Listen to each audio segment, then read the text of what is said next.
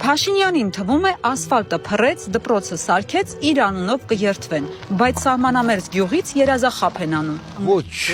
դպրոցը սուտ է, ասֆալտը սուտ է, սա սուտ են, մարդիկ պետք է աշխատեն, ապրեն, ստեղծեն։ Սովորել է, չէ, սովորել մեկ է բան, գոշ չկա։ Ուրեր էթում ես բան աշխատելու, ասենք իմ աղջիկը բան սովորել է, իմա քույրական 80,000 բան աշխատավարձ, ինչ աշխատավարձ է։ Երևան մնա, տան վաշտամ, ինքը ապրի, կլինի, չլինի։ Մեջ այլ իրատուն հալիրք է դասա տալիս, բայց իմ հարսը ոչ միտեղ։ Մի հատ հիվանդ երեխա ունի, կենա պահում։ Ուր է թա, աշխատանք չկա, մի բան չկա։ Սովոր է ինստիտուտը, բայց աշխատանք հատեղ չունի, որ է թա աշխատի։ Բա